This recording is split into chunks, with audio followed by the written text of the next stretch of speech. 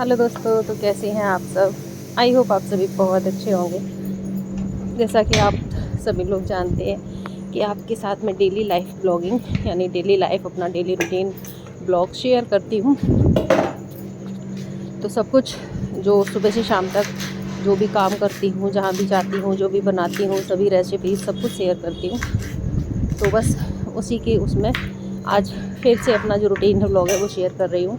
तो एक बार फिर से आपका वेलकम करती हूँ जो आप अपना इतना बेसकीमती समय निकाल कर मेरा ब्लॉग देख रहे हैं। तो चलिए वीडियो शुरू करते हैं। तो सुबह को जो काम बेसिक होते हैं वो सभी मैंने कर लिए हैं और आज थोड़ा सा लेट हो गई थी उठने में, यानी 4:30 की जगह 15 मिनट लेट हो गई, 4:45 हो गए थे उठते उठते। कभी कभी होता है ना, मन नहीं होता है उठने का, फिर भी उठना पड़ता है। तो आज वही सब हुआ था मेरे साथ। तो उठने के बाद सीधे झाड़ू वाड़ू लगाई, घर की पूरी साफ़ सफाई की। और घर है काफ़ी बड़ा, तो झाड़ू वाड़ू लगाने में भी कम से कम 15 से 20 मिनट लग जाते हैं मुझको। उसके बाद फिर अपना जैसे कि मेन डोर की साफ़ सफाई है, वो भी दो गलियों का घर है। एक तरफ गेट है, दूसरी तरफ भी गेट है। तो दोनों गेट को मैं डेली पानी से सुबह को धोती हूँ और उजाला होने से पहले ही धो देती हूँ। तो बाहर निकल के धोती हूँ तो फिर ऐसा लगता है ना, सब लोग निकलने बैठने लगते हैं तो अच्छा नहीं लगता है धुलाई वुलाई करने में। तो बहुत जल्दी धो देती हूँ सुबह को। फिर आ गई थी सीधे से सब्ज़ी की चॉपिंग करने। आज बना रही थी सेम आलू की सब्ज़ी। तो सेम को मैंने ना रात को ही साफ़ करके रख दिया था, केवल कटिंग रह गई थी उसके करने की। जो सेम का ऊपर नीचे का हिस्सा कट करके और उसकी फली को पूरा सा खोल के देख लिया था, क्योंकि कभी कभी उसमें बहुत सारे कीड़े भी निकलते हैं। तो अच्छे से सब साफ़ करके मैंने रात को ही रख दिया था। फिर उसको किया कट, उसको पानी में डाल दिया। फिर आलू भी कट किए। इधर दूध हो रहा था गर्म, एक गैस पे चाय चढ़ी हुई थी।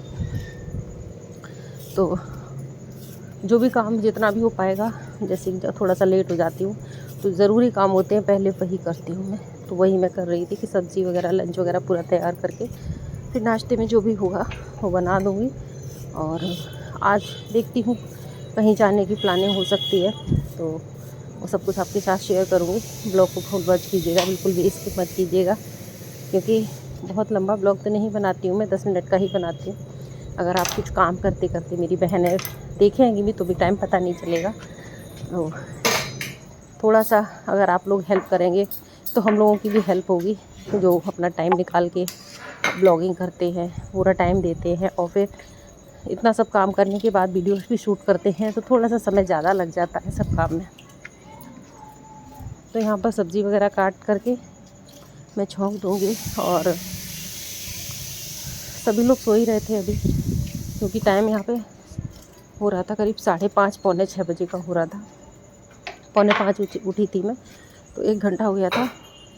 और थोड़ा सा वॉक करने भी गई थी छत पे, क्योंकि आज योगा वगैरह सब कुछ स्किप हो गया, क्योंकि लेट हो गई थी। थोड़ा सा योगा कर लेती हूँ 15 मिनट, तो वो सब चीज़ें आज स्किप हो गई।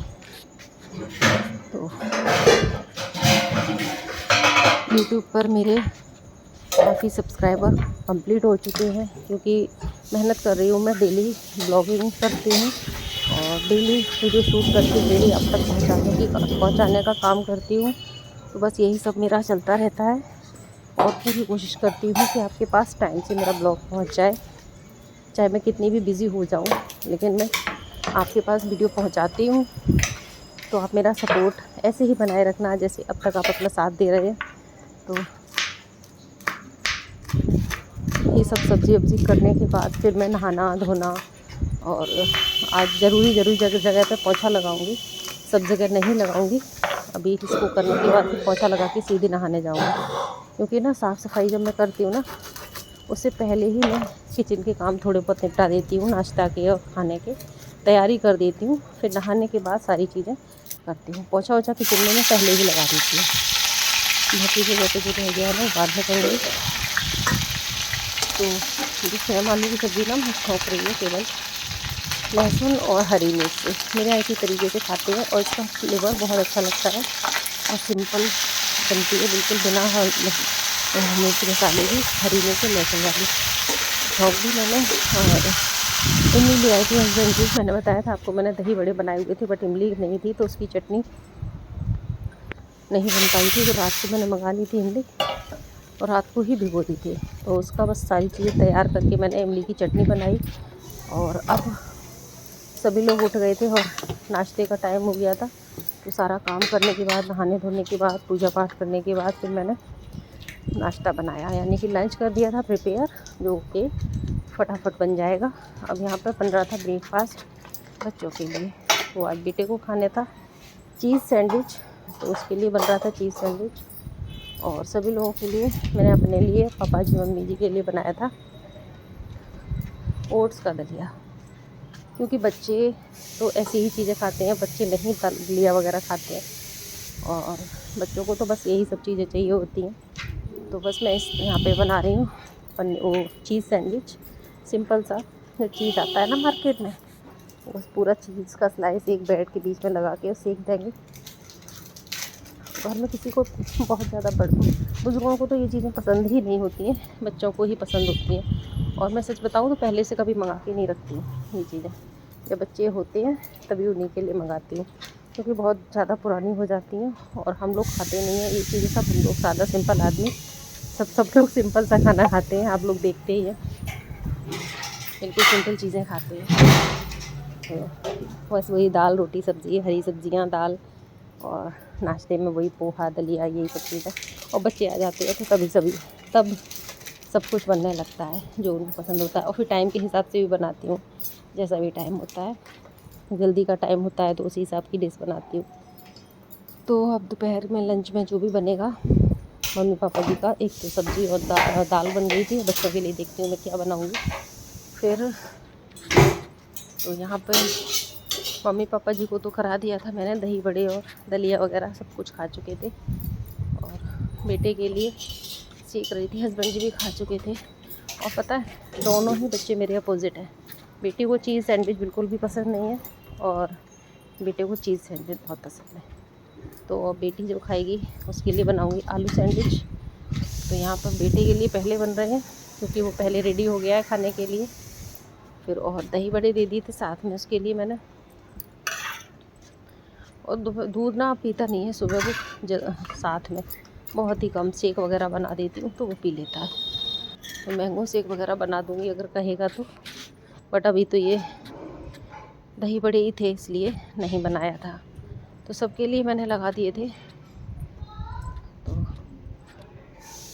और अभी ना मैंने इमली की जो चटनी बनाई थी उसमें कोई ड्राई फ्रूट नहीं डाले थे, क्योंकि बहुत जल्दबाजी में बनाई थी, इसलिए नहीं कुछ भी डाला था। फिर यहाँ पर आलू सैंडविच भी बना दिए बेटी के लिए। और यहाँ पर अब मैं हो गई हूँ रेडी, और अचानक से मुझे कहीं बाहर जाना पड़ रहा है, जहाँ भी जा रही हूँ आपको साथ लिए चलती हूँ।